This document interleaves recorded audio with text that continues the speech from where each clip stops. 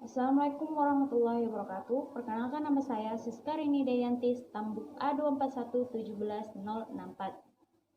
Di sini saya dan rekan-rekan saya akan membawakan materi tentang fisika modern. Dan dari fisika modern ini saya akan membahas tentang radiasi elektromagnetik. Sedangkan materi-materi selanjutnya akan dibawakan oleh rekan-rekan saya yang lain. Dari radiasi elektromagnetik ini yang akan saya bahas yaitu tentang spektrum elektromagnetik, kemudian sumber radiasi elektromagnetik dan manfaat dari radiasi elektromagnetik. Spektrum elektromagnetik. Kita sebelumnya harus mengetahui apa itu gelombang elektromagnetik. Gelombang elektromagnetik adalah gelombang yang memiliki muatan listrik dan magnet tanpa memerlukan media rambat. Sedangkan spektrum gelombang elektromagnetik adalah spektrum kontinu, di mana masing-masing jenis gelombang elektromagnetik yang berbeda didefinisikan dalam rentang panjang gelombang tertentu. Spektrum gelombang elektromagnetik ini terdiri dari gelombang radio, gelombang mikro, sinar inframerah, cahaya tampak, sinar ultraviolet, sinar X, dan sinar gamma. Selanjutnya yaitu sumber radiasi elektromagnetik. Radiasi merupakan pancaran gelombang elektromagnetik yang berasal dari suatu sumber berupa bahan yang reaktif. Sumber radiasi elektromagnetik dibedakan menjadi dua, yaitu sumber radiasi alam, di mana sumber radiasi gelombang elektromagnetik berasal dari matahari, bintang, sinar kosmos, sinar gamma, dan kulit bumi. Tornado, hasil peluruhan dan thorium di udara, radioaktivitas alam, serta berbagai radionuklida yang terdapat dalam bahan makanan dan inti atom yang tidak stabil. Yang kedua yaitu sumber radiasi buatan, yaitu sumber radiasi yang timbul karena berhubungan dengan kegiatan manusia seperti ledakan nuklir, rangkaian listrik dengan tube vakum atau transistor, diode microwave, laser antena radio, penyinaran di bidang media radiografi, lampu merkuri, dan lain-lain sebagainya. Manfaat radiasi elektromagnetik. Beberapa manfaat radiasi elektromagnetik yang berguna dalam kehidupan atau dalam berbagai bidang kehidupan yaitu 1. Gelombang radio untuk komunikasi radio, satelit, dan lain-lain. Yang kedua, gelombang mikro untuk pemanas microwave dan komunikasi radar. 3. Gelombang inframerah digunakan untuk remote control, terapi fisik, topografi, darah dan alam, kemudian untuk penglihatan di dalam gelap. 4. Sinar ultraviolet digunakan untuk mengetes keaslian tanda tangan di bank. Kemudian fotosintesis tumbuhan. Yang ketiga untuk pembentukan vitamin D. Selanjutnya yang kelima, sinar X digunakan untuk memeriksa barang di bandara, analisis struktur bahan, memotret organ dalam kedokteran, dan mendeteksi keretakan pada logam. 6. Sinar tampak digunakan untuk membantu penglihatan mata dan penggunaan sinar laser. Ketujuh, sinar gamma digunakan untuk terapi kanker, sterilisasi makanan, pembuatan varietas tanaman unggul, mendeteksi keretakan, dan mengurangi populasi hama. Itulah manfaat dari radiasi elektromagnetik. Dan sampai di sini penjelasan saya tentang radiasi elektromagnetik. Untuk selanjutnya akan dilanjutkan oleh rekan saya. Terima kasih. Oke, baik. Saya di sini akan melanjutkan materi dari radiasi elektromagnetik dari teman saya. Jadi sebelumnya saya perkenalkan nama. Perkenalkan, nama saya Prianto Malotong, Stambuk A241717107. Oke, di sini saya akan melanjutkan materi radiasi elektronik dengan submaterinya yaitu bahaya radiasi elektronik. Di mana bahaya radiasi elektronik ada empat bahaya radiasi dalam kehidupan sehari-hari manusia, yaitu bahaya dari laptop dan perangkat wifi, terus yang kedua handphone, yang ketiga komputer, yang keempat televisi. Jadi dari keempat ini adalah bahaya dari radiasi elektronik.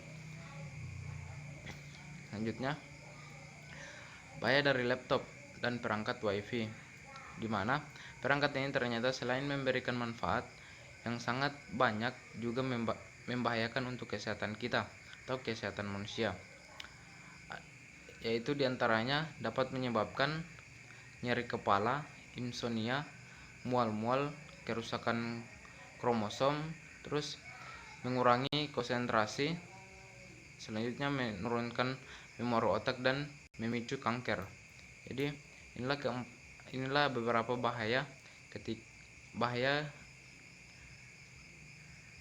elektromagnetik pada laptop dan perangkat WiFi. Selanjutnya ada bahaya dari handphone. Sudah banyak penelitian tentang bahaya radiasi elektromagnetik tentang handphone atau HP. Jadi ada 4 bahaya yang terkenal. Yang pertama, mengurangi produksi sperma. Bagi para pria, sebaiknya berhenti dan hati-hati dengan bahaya ini. Sperma menjadi tidak subur dan menyebabkan turunnya prosentase melahirkan keturunan. Yang kedua, ibu hamil dan anak-anak. Sebaiknya bagaimana mereka menghindari radiasi elektromagnetik HP yang berlebihan. Hal ini dapat mengganggu pembentukan janin dan kandungan, menyebabkan perilaku hiperaktif pada anak yang mengurangi daya ingat. Yang ketiga, mengganggu ingatan manusia. Saat kalian melakukan telepon, disitulah HP akan mencari sinyal terus-menerus yang menyebabkan kalian terpapar radiasi terus-menerus. Yang keempat, menyebabkan kanker otak,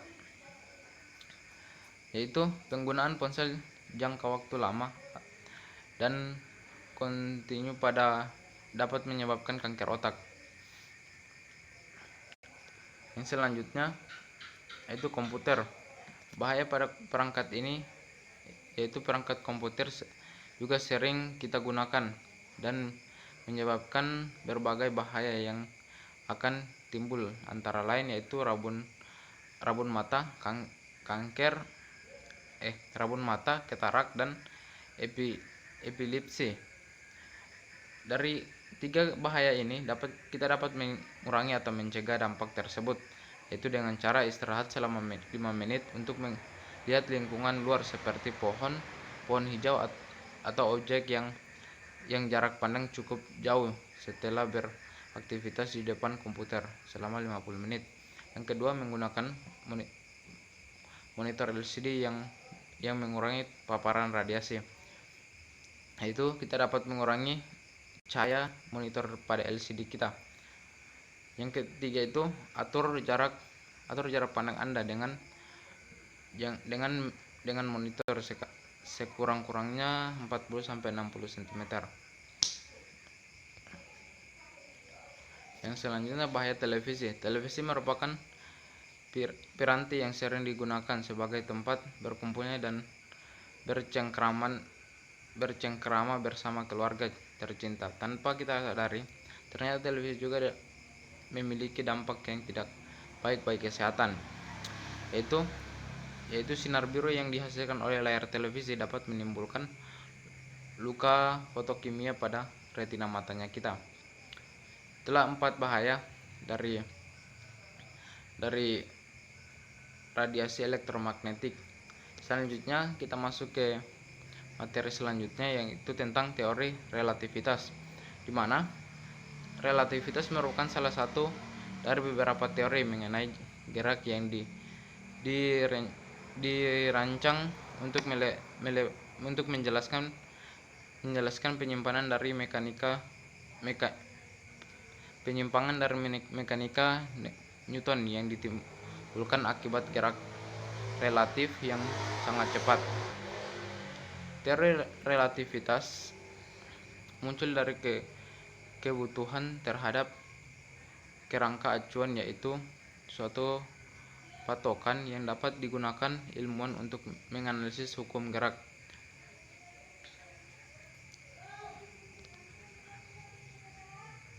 Teori relativitas khusus, di mana teori ini terbagi atas dua, yaitu relativitas Newton dan percobaan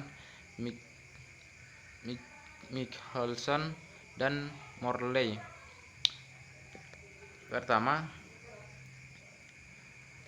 relativitas Newton. Teori relativitas ini muncul dari kebutuhan terhadap kerangka acuan, yaitu pada patokan yang dapat ditimbulkan ilmuwan yang menganalisis hukum gerak. Nah, di sini pada saat kita kelas 10 kelas 10 SMA, kita telah mempelajari hukum Newton tentang gerak, di mana hukum Newton tidak membebankan antara partikel yang diam dan partikel yang bergerak dengan kecepatan konstan. Jika tidak ada gerak luar yang bekerja, partikel tersebut akan tetap berada dalam keadaan awal diam atau bergerak dengan kecepatan awalnya. Di mana hukum Newton ini yang kita kenal dengan bunyi benda tidak akan bergerak apabila kedudukan benda tersebut berubah terhadap kerangka acuannya, atau F sama dengan 0.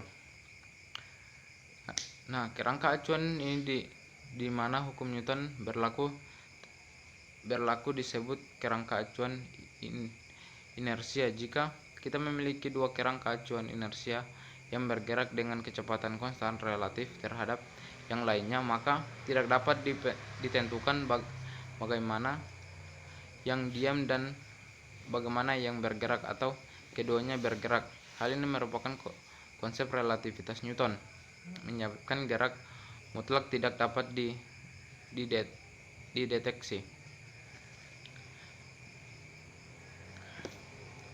Selanjutnya, percobaan Michelson dan Morley. Pada percobaannya pada tahun 1887, Michelson dan Morley, dua orang ilmuwan fisikawan kebangsaan Amerika, mengukur kelajuan ether dengan menggunakan interferometer. Nah, di mana ada sebuah gerak perahu yang menjadi percobaan mereka, atau yang menjadi salah satu percobaan mereka, di mana gerak perahu menyeberangi sungai pada perahu A yang bergerak tegak lurus sebagai tegak lurus sungai, dan perahu B sejajar dengan arus sungai. Bisa kita lihat pada gambar tersebut. Nah, perahu A bergerak menyeberangi sungai dan lintasan gerak lurus sungai, dan perahu B bergerak dengan lintasan sejajar arus sungai, dengan membandingkan waktu yang diperlukan untuk menempuh jarak pulang pergi dalam lintasan tegak lurus arus sungai, dan waktu yang diperlukan untuk menempuh lintasan yang sejajar arus sungai dalam jarak yang sama.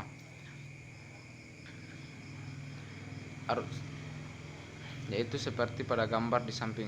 Kecepatan perahu itu C, dan kecepatan aliran sungai adalah V. Nah, ini adalah salah satu percobaan dengan menggunakan interferometer. Michelson dan Morley adalah perintis yang menggunakan contoh sederhana tersebut di atas untuk mencoba mengukur kecepatan aliran ether. Apabila memang ether itu ada, perahu A dan perahu B diganti dengan pasangan berkas cahaya yang berasal dari suatu sumber, yang satu dipantulkan, yang lainnya diteruskan oleh gelas setengah cermin pada tampak pada gambar di bawah ini. Ini adalah percobaan interferometer, di mana percobaan ini menghasilkan masing-masing berkas cahaya itu dipantulkan oleh cermin C1 dan cermin C2 yang terletak terhadap gelas setengah cermin. Berkas cahaya menggantikan peran perahu A dan perahu B. Apabila kecepatan cahaya itu sebesar 3 kali 10 pangkat 8 meter per sekon, maka dan kecepatan ether relatif terhadap bumi sama dengan kecepatan tangensial bumi mengelilingi matahari, yaitu sebesar 3 kali 10 pangkat 4 meter per sekon, sehingga diharapkan ada selisih waktu antara TA dan TB, atau waktu benda A dan waktu benda B. Pada adanya selisih waktu itu diharapkan antara gelombang cahaya yang berasal dari pantulan cermin C1 dan cermin C2 akan menimbulkan perubahan pola-pola hasil interferensi yang terjadi pada layar pengamatan. Tetapi selama percobaan tidak pernah diamati adanya perubahan pola-pola interferensi yang terjadi. Hal itu menunjukkan bahwa tidak ada perbedaan antara waktu TA dan TB. Berdasarkan percobaan Nicholson dan Morley, disimpulkan bahwa hipotesis tentang ether tidak benar atau ether tidak ada, dan kecepatan cahaya adalah sama untuk ke segala arah atau tidak tergantung pada kerangka acuan inersial. Oke, itulah materi yang bisa saya sampaikan. Lebih dan kurangnya saya mohon maaf. Saya lanjut ke teman kelompok lain. Terima kasih. Assalamualaikum warahmatullahi wabarakatuh. Assalamualaikum warahmatullahi wabarakatuh. Nama saya Sakinah Nur. NIM saya A24117024. Baik, di sini saya akan menjelaskan materi tentang teori relativitas khusus. Sebelumnya teman saya sudah menjelaskan dua pokok bahasan yang ada pada materi ini, yaitu tentang relativitas Newton dan percobaan Michelson dan Morley. Nah, di sini saya akan menjelaskan pokok bahasan lain yang ada pada materi ini. Yang pertama yaitu tentang postulat relativitas khusus, dan yang kedua yaitu tentang massa, momentum, dan energi relativistik. Baik, langsung saja kita masuk pada pokok pembahasan yang pertama, yaitu postulat relativitas khusus. Teori relativitas khusus ini dipublikasikan oleh Einstein pada tahun 1905. Pada saat itu Einstein berusia 26 tahun. Teori ini dikatakan relativitas khusus karena hanya berlaku untuk kerangka acuan inersial. Apa sih kerangka acuan inersial itu?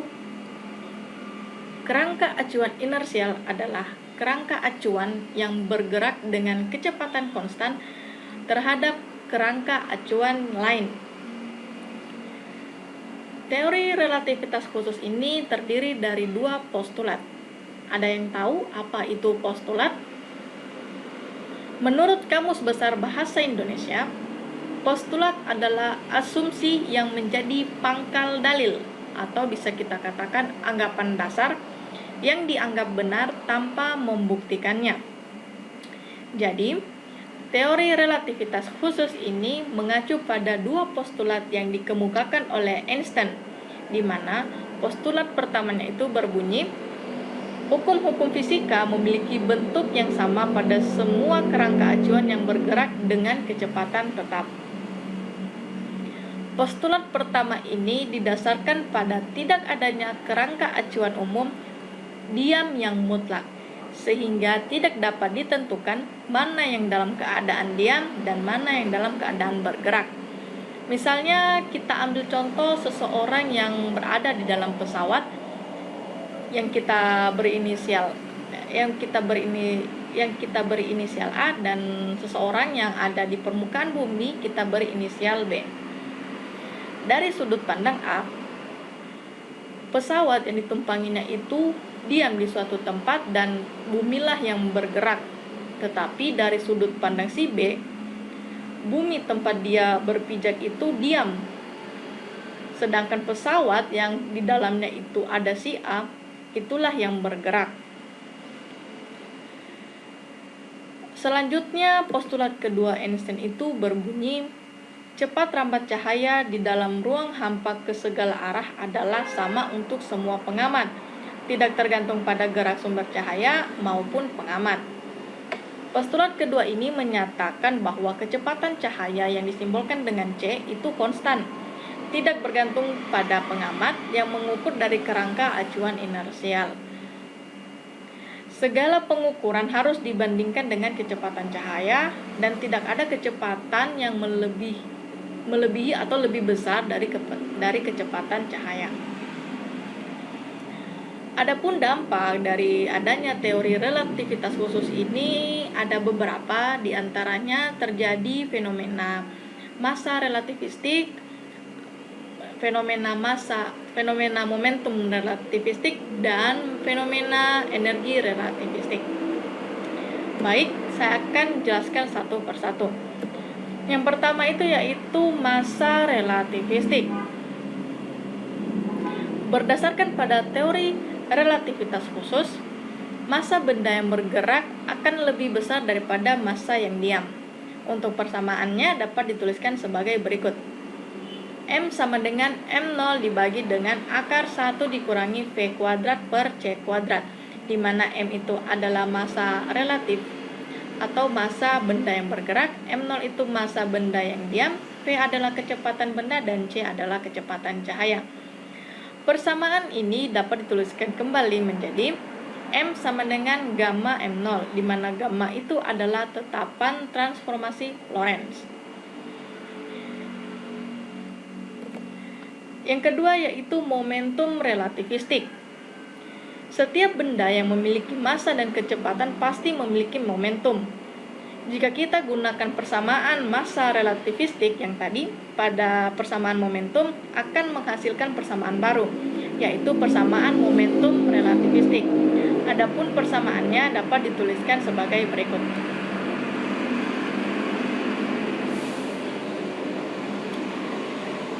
P sama dengan N0V per akar 1 dikurang V kuadrat per C kuadrat, di mana P itu adalah momentum relativistik, M0 adalah massa benda yang diam, V adalah kecepatan benda, dan C adalah kecepatan cahaya. Dan yang terakhir yaitu energi relativistik. Menurut teori relativitas khusus Einstein, energi merupakan hasil perkalian dari massa dan kuadrat kecepatan mutlak, sehingga terdapat kesetaraan antara massa dan energi. Hukum ini dikenal sebagai hukum kesetaraan massa energi Einstein. Adapun persamaannya dapat dituliskan sebagai berikut. E sama dengan mc kuadrat, di mana E itu adalah energi total, M adalah massa benda, dan C adalah kecepatan cahaya. Dengan demikian, energi kinetik partikel yang bergerak relativistik atau mendekati kecepatan cahaya sama dengan selisih antara energi total dan energi diamnya. Adapun persamaannya dapat dituliskan sebagai berikut. EK sama dengan gamma dikurang 1 dikali M0 dikalikan dengan C kuadrat, di mana EK adalah energi kinetik, gamma adalah tetapan transformasi Lorentz, M0 adalah massa benda diam, dan C adalah kecepatan cahaya.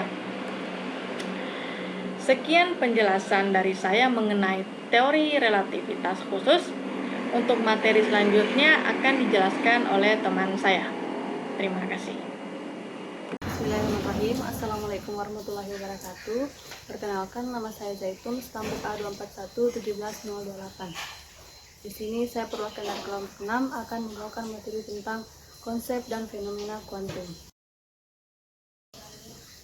Nah, adapun submateri pada konsep dan fenomena kuantum terbagi menjadi 3 bagian. Yang pertama ada konsep foton, kemudian ada efek fotolistrik, dan yang terakhir ada efek Compton. Nah, langsung saja kita bahas materi pertama, yaitu konsep foton. Nah, di sini saya akan menjelaskan awal mula foton, kemudian ada pengertian foton, sifat fisik foton, dan terakhir rumus foton.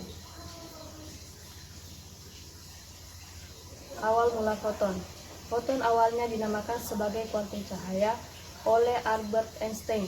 Nama modern foton berasal dari kata bahasa Yunani untuk cahaya.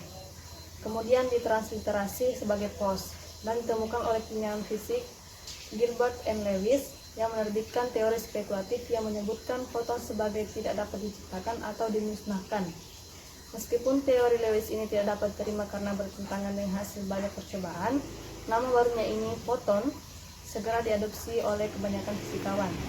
Isaac Asimov menyebut Arthur Compton sebagai orang yang pertama kali mendefinisikan kuantum cahaya sebagai foton pada tahun 1927. Dalam fisika, foton biasanya dilambangkan oleh simbol gamma. Simbol ini kemungkinan berasal dari sinar gamma yang ditemukan dan dinamakan oleh Villard dan dibuktikan sebagai salah satu bentuk radiasi elektromagnetik pada tahun 1914 oleh Ernest Rutherford dan Edward Andre. Foton adalah kuanta cahaya atau partikel dasar yang mentransmisikan gelombang elektromagnetik cahaya. Cahaya yang terlihat merupakan contoh foton yang sangat bagus. Beberapa nilai fisik, termasuk panjang gelombang dan frekuensi yang diukur dalam hertz, yang menandai foton. Biasanya, foton dianggap sebagai pembawa radiasi elektromagnetik, seperti cahaya, gelombang radio, dan sinar X. Foton berbeda dengan partikel elementer lain seperti elektron dan quark, karena ia tidak bermassa dan dalam ruang vakum, foton selalu bergerak dengan kecepatan cahaya atau c. Foton memiliki sifat gelombang maupun partikel.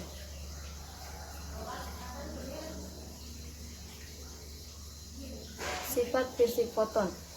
Yang pertama, foton tidak bermassa, tidak memiliki muatan listrik, dan tidak melurus secara spontan di ruang hampa.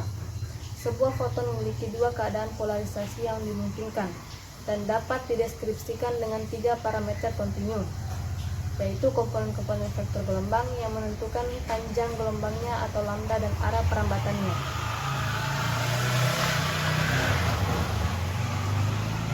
Yang kedua, foton diemisikan dalam banyak proses alamiah, contohnya ketika muatan dipercepat saat ditransisi molekuler, atomik atau nuklir ke tingkat energi yang lebih rendah, atau ketika sebuah partikel dan antipartikel bertumbukan dan saling memusnahkan.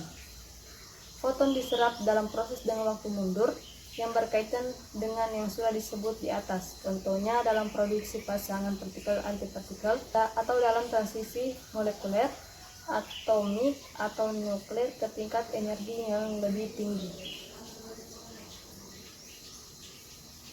Yang ketiga, dalam ruang hampa, foton bergerak dengan laju cahaya. Energinya dan momentum dihubungkan dalam persamaan E sama dengan P dikali C, di mana P merupakan nilai momentum. Sebagai perbandingan, persamaan terkait untuk partikel dengan massa M adalah E pangkat 2 sama dengan C pangkat 2 dikali P pangkat 2 ditambah M pangkat 2 dikali C pangkat 4, sesuai dengan teori relativitas khusus. Kemudian yang terakhir ada rumus foton. Sebagai partikel, foton hanya dapat berinteraksi dengan materi dengan memindahkan energi sejumlah E sama dengan H dikali C per lambda, di mana H adalah konstanta Planck, C adalah laju cahaya, dan lambda adalah panjang gelombangnya. Oke, kita masuk ke materi kedua, yaitu efek fotolistrik. Di sini saya akan menjelaskan pengertian tentang efek fotolistrik, kemudian mekanisme percobaan efek fotolistrik, dan terakhir ada kegunaan efek fotolistrik. Yang pertama, pengertian efek fotolistrik. Efek fotolistrik adalah peristiwa terlepasnya elektron dari permukaan suatu zat atau logam bila permukaan logam tersebut disinari oleh cahaya atau foton yang memiliki energi lebih besar dari energi ambang atau fungsi kerja dari suatu logam. Atau efek fotolistrik ini dapat diartikan sebagai munculnya arus listrik atau lepasnya elektron yang bermuatan negatif dari permukaan sebuah logam akibat permukaan logam tersebut disinari dengan berkas cahaya yang mempunyai panjang gelombang atau frekuensi tertentu. Kemudian mekanisme percobaan efek fotolistrik. Nah, seperti yang kita lihat, gambar di samping ini menunjukkan diagram percobaan efek fotolistrik. Pada gambar tampak bahwa sebuah tabung hampa udara dengan keping logam K atau disebut dengan katoda dihubungkan dengan kutub negatif baterai. Nah, ini. Kemudian keping lainnya, yaitu anoda, dihubungkan dengan kutub positif dari baterai.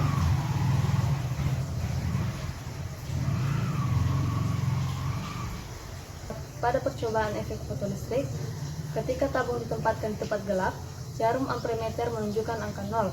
Hal ini menandakan bahwa tidak ada arus yang mengalir dalam rangkaian.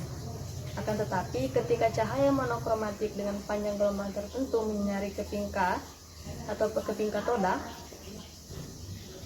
maka jarum amperemeter menyimpang. Artinya peristiwa ini menunjukkan adanya arus mengalir dalam rangkaian. Nah, arus ini berasal dari elektron yang terpancar dari keping K dan dikumpulkan di keping A. Cahaya terdiri dari foton-foton yang mempunyai energi sebesar H dikali F. Jika frekuensi cahaya cukup tinggi, maka energi yang diserap ini mampu mengeluarkan elektron dari permukaan logam itu. Frekuensi terkecil cahaya yang dapat melepaskan elektron dari permukaan logam dinamakan frekuensi ambang atau F0. Sedangkan energi terkecil yang harus diberikan agar elektron terlepas dari permukaan logam disebut dengan energi ambang atau E0. Yang besarnya diberikan oleh E0 sama dengan H dikali F0. Besarnya energi ambang ini harus sama dengan energi ikat elektron pada logam besi, yaitu besi sama dengan H dikali F0. Besi sering disebut dengan fungsi kerja logam. Yang terakhir, kegunaan efek fotolistrik. Salah satu penerapan efek fotolistrik dalam kehidupan adalah dalam dunia hiburan. Dengan bantuan alat elektronika saat itu, seorang dubbing film direkam dalam bentuk sinyal optik di sepanjang pinggiran keping film. Pada saat film diputar, sinyal ini dibaca kembali melalui proses efek fotolistrik, dan sinyal listriknya diperkuat dengan menggunakan amplifier tabung sehingga menghasilkan film bersuara. Efek tersebut juga merupakan prinsip pengoperasian sensor yang dipakai dalam kamera digital dan dipakai dalam dioda fotosensitif seperti yang dipakai dalam sel fotovoltaik dan dalam elektroskop atau elektrometer. Oke, selanjutnya materi yang terakhir ada efek Compton. Nah, di sini saya akan menjelaskan tentang pengertian efek Compton, kemudian ada hamburan efek Compton, dan yang terakhir ada rumus efek Compton. Yang pertama, pengertian efek Compton. Efek Compton merupakan peristiwa terhamburnya sinar X atau foton saat menumbuk elektron diam menjadi foton terhambur dan elektron. Efek Compton ini diungkapkan ilmuwan yang bernama Arthur Holly Compton pada tahun 1923 dengan eksperimennya. Saat itu dia melakukan eksperimen penembakan sinar X yang dikeluarkan dari bahan radioaktif lempengan tipis. Hasil eksperimen tersebut menunjukkan bahwa setelah keluar dari lempengan tersebut, gelombang elektromagnetik akan mengalami hamburan. Hamburan efek Compton. Hamburan Compton yaitu hamburan inelastis foton oleh bermuatan partikel bebas, biasanya elektron. Sinar X merupakan radiasi gelombang elektromagnetik dengan tingkat frekuensi tertinggi kedua setelah sinar gamma.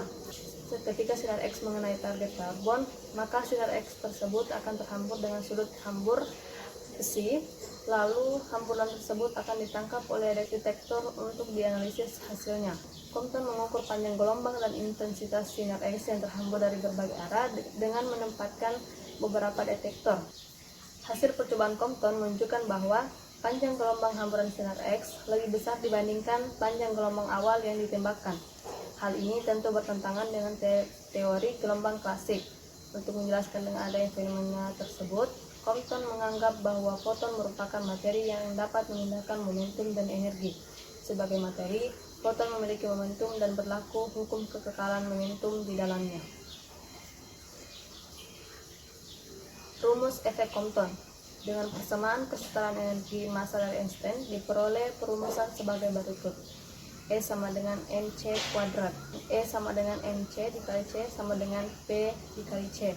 E sama dengan E per c, di mana E adalah energi satuannya joule, m sama dengan massa satuannya kilogram, c adalah kecepatan cahaya satuannya meter per sekon. Untuk foton, besarnya energi adalah H dikali F, maka momentum foton adalah sebagai berikut. E sama dengan H dikali F, P sama dengan H dikali F, P sama dengan H per lambda, di mana P adalah momentum foton, H adalah tetapan Planck, F adalah frekuensi gelombang elektromagnetik, C adalah laju cahaya, dan lambda adalah panjang gelombang foton. Hukum kekekalan berlaku pada foton, elektron, dan energi kinetik. Berdasarkan hukum kekekalan momentum diperoleh persamaan sebagai berikut. Lambda aksen dikurang lambda sama dengan H per mc 1 kurang cos alpha, di mana persamaan ini disebut dengan pergeseran Compton dengan keterangan sebagai berikut. Lambda aksen dikurang lambda sama dengan delta lambda, dengan lambda aksen adalah panjang gelombang foton setelah tumbukan, dan lambda adalah panjang gelombang foton sebelum tumbukan. H adalah konstanta Planck, M adalah massa elektron, C adalah cepat rambat cahaya, alfa adalah sudut hamburan foton, H per mc adalah panjang gelombang Compton. Oke, baik, itulah beberapa materi yang dapat saya presentasikan pada hari ini. Kurang lebihnya saya mohon maaf. Wabillahi taufiq wal hidayah. Wassalamualaikum warahmatullahi wabarakatuh. Assalamualaikum warahmatullahi wabarakatuh. Perkenalkan, nama saya Rasnalda Tomini, stambuk A24117106. Nah, di sini saya akan melanjutkan materi dari konsep dan fenomena kuantum. Nah, materi yang akan saya bawakan di sini yaitu sinar X. Kita masuk pada sejarah dari sinar X. William Conrad Rontgen, penemu sinar X, dilahirkan tahun 1845 di Jerman. Ia menemukan sinar X pada tahun 1895 ketika ia sedang meneliti sinar katoda. Nah, ini merupakan gambar dari William Conrad Rontgen. Sinar X adalah pancaran gelombang elektromagnetik yang sejenis dengan gelombang listrik, radio, inframerah panas, cahaya, sinar gamma, sinar kosmik, dan sinar ultraviolet, tetapi dengan panjang gelombang yang sangat pendek. Sinar X juga diartikan sebagai radiasi elektromagnetik dengan panjang gelombang 10 sampai 0,01 nanometer dan energinya 120 elektron volt sampai 120 kilo elektron volt. Selain itu, sinar X ini mempunyai kemampuan menembus lapisan daging dan otot dan tulang dengan intensitas yang berbeda yang kemudian dimanfaatkan untuk bidan medis. Nah, sifat-sifat dari sinar X. Sifat-sifat di sini yang pertama yaitu berdasar daya tembus. Sinar X dapat menembus bahan yang padat dengan daya tembus yang sangat besar. Misalnya pada tulang dan gigi. Makin tinggi tegangan tabung yang digunakan dan semakin rendah kepadatan suatu benda, maka semakin besar daya tembusnya. Sifat yang kedua yaitu berdasar pertebaran. Apabila berkas sinar X melalui suatu bahan atau suatu zat, maka berkas sinar tersebut akan bertebaran ke seluruh arah dan menimbulkan radiasi sekunder atau radiasi hampur pada bahan atau zat yang dilalui. Hal ini akan menyebabkan terjadinya gambar radiograf dan pada film akan tampak pengaburan kelabu secara menyeluruh. Sifat yang ketiga yaitu berdasar penyerapan. Sinar X dalam radiografi diserap oleh bahan atau zat sesuai dengan berat atom atau kepadatan bahan atau zat tersebut. Maka semakin tinggi kepadatannya atau berat atomnya, maka semakin besar penyerapannya. Nah, di sini ada kegunaan dari sinar X. Yang pertama, sebagai mesin Rontgen, yang kedua sebagai mesin X-ray bandara, yang ketiga untuk mengecek kerusakan logam. Nah, ini di sini ada gambar dari ketiga mesin tersebut. Bisa kita lihat.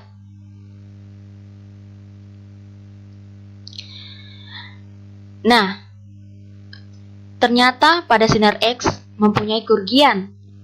Kerugiannya itu yang pertama menyebabkan pemusnahan sel-sel dalam tubuh. Yang kedua, perubahan struktur genetik. Yang ketiga, penyakit kanker darah. Yang keempat, kesan-kesan buruk seperti rambut gugur atau rambut rontok, kulit menjadi merah dan berbisul. Yang kelima, menyerap penyakit kardiovaskular atau penyakit gangguan pada jantung dan pembuluh darah. Nah, baiklah, itu tadi tentang sinar X. Dan sekarang saya masuk pada materi inti atom. Nah, materi di sini akan saya bawakan yaitu struktur inti atom. Struktur atom merupakan satuan dasar materi yang terdiri dari inti atom beserta elektron bermuatan negatif yang mengelilinginya. Inti atom mengandung campuran proton atau bermuatan positif dan neutron bermuatan netral.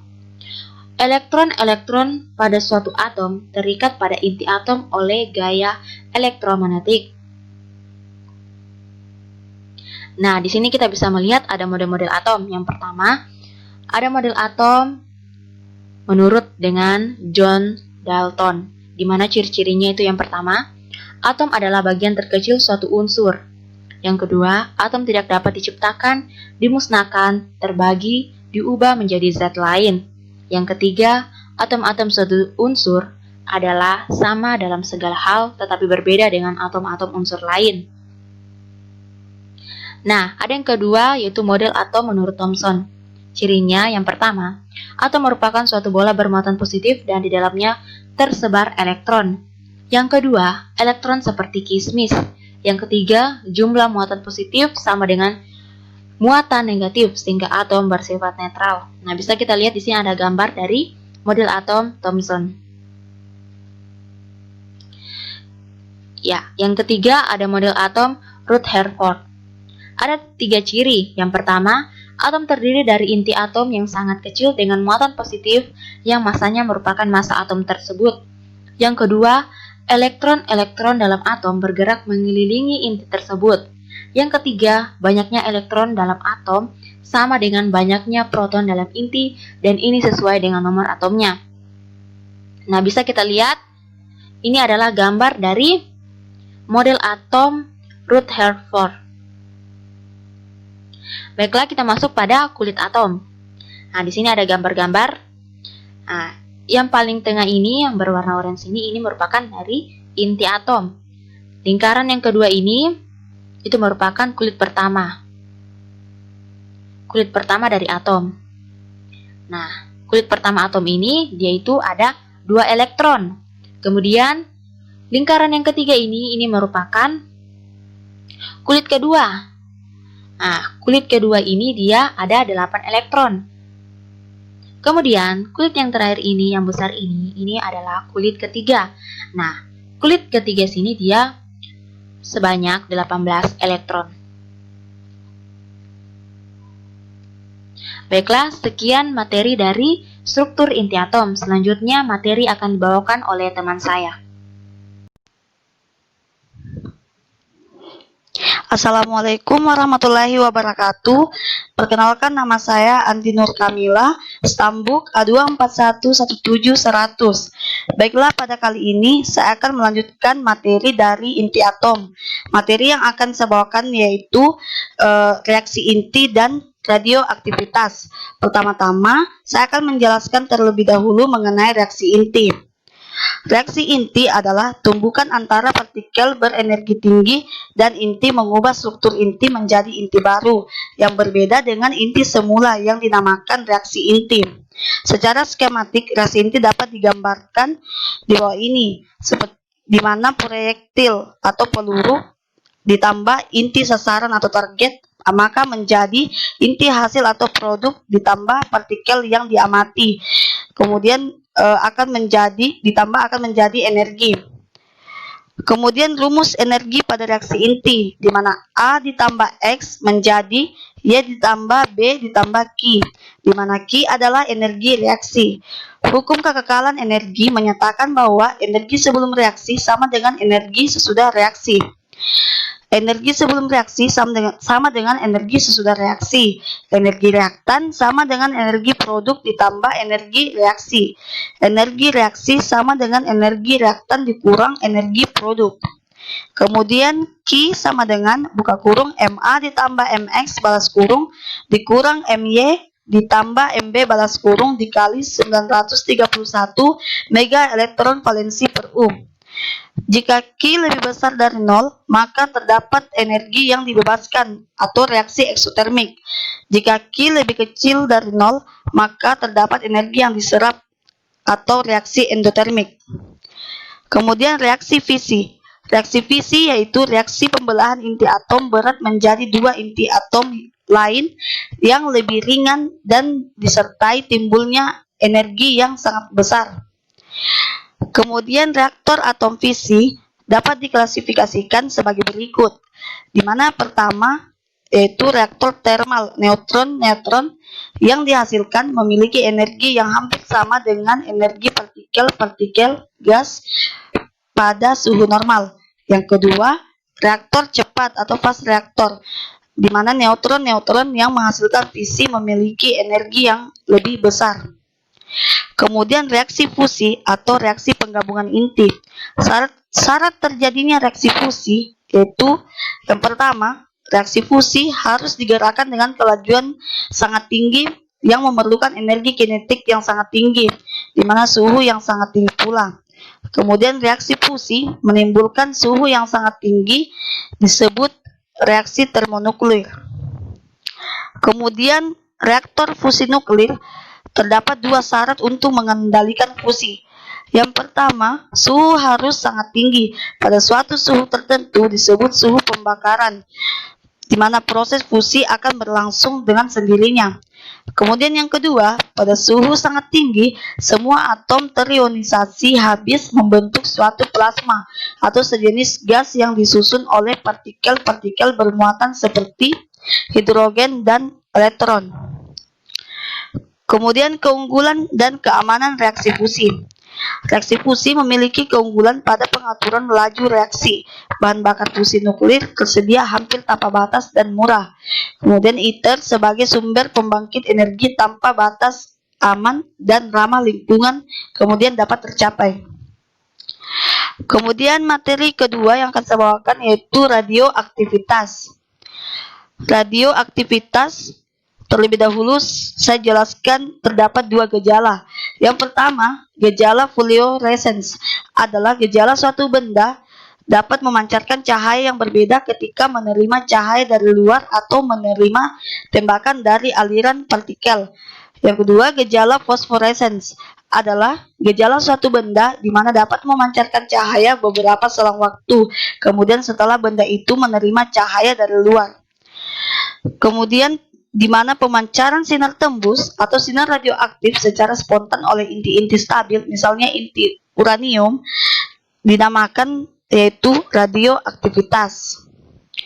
Jenis-jenis sinar radioaktivitas yaitu yang pertama sinar alfa, di mana sinar alfa tersusun atas inti helium yang di dalamnya mengandung 2 proton dan 2 neutron.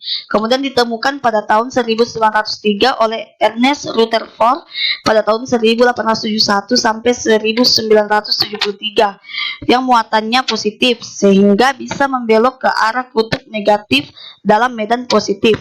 Kemudian daya ionisasi tinggi tetapi daya tembus terhadap satu benda rendah. Daya tembus kecil, sinar A hanya memiliki daya jangkau 2,8 sampai dengan 5 cm dalam udara dan bisa ditahan oleh selembar kertas biasa. Kemudian yang kedua sinar beta. Sinar beta tersusun atas elektron-elektron yang gerakannya cepat. Kemudian ditemukan pada tahun 1903 oleh Ernest Rutherford pada tahun 1871 sampai 1973. Muatannya negatif sehingga di dalam medan listrik membelok ke kutub yang positif. Daya tembus lebih besar dibanding sinar alfa. Sinar beta bisa menembus lempeng aluminium yang tebal, kemudian bisa mengionkan benda-benda yang dilewati. Yang ketiga, sinar gamma. Sinar gamma adalah gelombang elektromagnetik serupa dengan jenis sinar C, tapi memiliki panjang gelombang yang sangat pendek dengan panjang 1 sampai 10 sampai 3. Ditemukan oleh Paul Ultispiller. Tidak memiliki muatan listrik, karenanya tidak bisa dibelokkan oleh medan magnet atau listrik. Kemudian daya tembus sangat besar dan hanya bisa ditahan oleh selapis baja atau beton. Kemudian sifat-sifat sinar radioaktif. Yang pertama, memiliki daya tembus yang besar. Yang kedua, bisa mengionkan gas. Yang ketiga, bisa berpendar atau berfluoresens jika jatuh pada permukaan zat yang berlapis zinc sulfida atau zinc blende. Deret radioaktif. Proses peluruhan dikatakan peluruhan radioaktif berantai yang mengikuti tahapan-tahapan tertentu yang mengikuti suatu deret radioaktif. Deret radioaktif ada beberapa jenis. Ada beberapa macam. Yang pertama, deret radioaktif 4N ditambah 2 diberi nama deret uranium karena inti induknya adalah dengan nomor atom 92 dan nomor massa 235U. Kemudian yang kedua, deret radioaktif 4N ditambah 3 diberi nama deret aktinium karena inti induknya adalah dengan nomor atom 82 dan nomor massa 207. Deret thorium karena inti induknya dengan nomor atom 90 dan nomor massa 232. Deret radioaktif 4N ditambah 1 diberi nama deret neptunium karena inti induknya adalah dengan nomor atom 93 dan nomor massanya 237. Kemudian materi mengenai dosis serapan. Dosis serapan atau radiation absorbed dose didefinisikan sebagai banyak energi radiasi pengen yang diserap oleh materi per satuan massa. 1 radian adalah jumlah radiasi yang meningkatkan energi 1 kg material penyerap dengan 1 kali 10 pangkat min 2 joule. Kemudian bahaya radiasi. Bahaya radiasi di sekitar kita ada berbagai macam. Yang pertama, radiasi pengion dari lingkungan hidup dikenal sebagai radiasi alamiah. Yang kedua, sejumlah radiasi yang tiba di bumi berasal dari angkasa luar dan matahari disebut radiasi kosmis. Yang ketiga, banyak batuan mengandung uranium. Uranium meluru menghasilkan radon. Di Amerika Serikat diperkirakan angka kematian 5.000 sampai 20.000 dari 40.000 kasus kanker paru-paru setiap tahun akibat polusi radon. Itulah materi yang tadi yang telah saya bawakan. Selanjutnya materi selanjutnya akan dibawakan oleh teman saya. Assalamualaikum warahmatullahi wabarakatuh. Saya Muhammad Rifki Gunawan, stambuk A241179091. Saya akan menjelaskan materi tentang sinar X. Sinar X terjadi ketika elektron dengan energi kinetik yang terjadi berinteraksi dengan medan energi pada inti atom. Karena inti atom ini mempunyai energi positif dan elektron mempunyai energi negatif, maka terjadi hubungan tarik-menarik antara inti atom dengan elektron. Kemudian inti atom adalah pusat atom yang terdiri dari proton dan neutron. Dikelilingi oleh awan elektron, banyaknya proton dalam inti atom disebut nomor atom dan menentukan elemen dari satu atom. Submateri yang akan kita bahas yaitu energi nuklir dan proteksi radiasi. Energi nuklir adalah energi yang dihasilkan dari reaksi antar partikel di dalam inti atom. Sumber energi nuklir yaitu energi ikat pada partikel bebas. Energi nuklir dihasilkan dari sumber energi yang rendah karbon, murah dan aman untuk dimanfaatkan. Bahan baku yang digunakan berupa uranium dan plutonium. Pemanfaatan energi nuklir telah diusahakan oleh para ilmuwan sejak abad ke-19. Masehi melalui penggunaan reaktor nuklir. Masa aktif energi nuklir dapat dihitung dengan menggunakan peluruhan radioaktif. Seperti yang kita lihat pada gambar, NT adalah jumlah zat akhir, N0 jumlah zat awal, AT keaktifan akhir, A0 sama dengan keaktifan awal, T sama dengan waktu, T/2 sama dengan waktu paruh, E sama dengan bilangan natural, dan lambda sama dengan konstanta laju peluruhan. Sumber energi nuklir. Proton dan neutron secara independen adalah partikel bebas. Ketika bergabung membentuk satu atom, partikel-partikel ini terikat oleh yang disebut energi ikat. Sebagian dari energi ikat dalam bentuk energi kinetik yang kemudian terdisipasi, dilepaskan dalam proses reaksi fisi menjadi panas di dalam medium bahan bakar yang kemudian menjadi sumber energi nuklir. Pemanfaatan energi nuklir dapat diubah menjadi energi listrik dengan menggunakan detektor. Pembangkitan energi listrik memanfaatkan reaksi berantai yang terjadi di dalam reaktor nuklir. Biaya pembangkitan per daya listrik dengan menggunakan energi nuklir lebih murah dibandingkan dengan energi lainnya. Selain itu, energi nuklir dapat mengatasi krisis energi karena energi yang dihasilkan hampir bermanfaat seluruhnya. Kemudian masuk ke submateri proteksi radiasi. Proteksi radiasi adalah pengawasan terhadap bahaya radiasi melalui peraturan-peraturan yang berkaitan dengan pemanfaatan radiasi dan bahan-bahan radioaktif. Di Indonesia, badan pengawas tersebut adalah BAPETEN atau Badan Pengawas Tenaga Nuklir. Proteksi radiasi yang dipakai sekarang ditetapkan oleh Komisi Internasional untuk Proteksi Radiasi.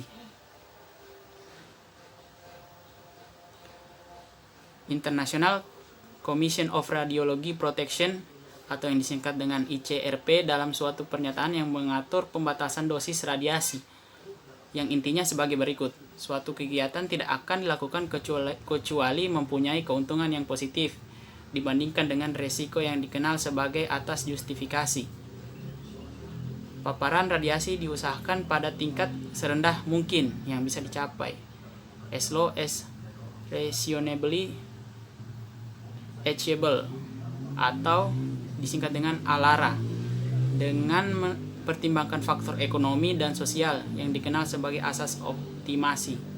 Dosis perorangan tidak boleh melampaui batas yang direkomendasikan oleh ICRP untuk suatu lingkungan tertentu yang dikenal sebagai asas limitasi. Kemudian proteksi radiasi di bidang radiologi. Perkembangan ilmu pengetahuan dan teknologi, proteksi radiasi diperkirakan sama usianya dengan penemuan sinar X oleh Wilhelm Röntgen pada 8 November 1895. Adanya efek yang merusak dari sinar X disadari segera setelah penemuan sinar yang kasat mata ini. Para dokter dan pasien menerima radiasi ini dalam suatu periode tertentu diketahui menderita aritema.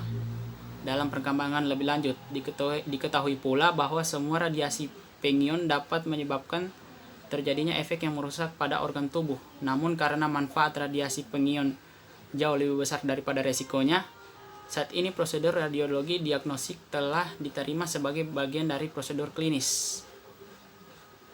Sekian paparan materi dari kami. Terima kasih. Wassalamualaikum warahmatullahi wabarakatuh.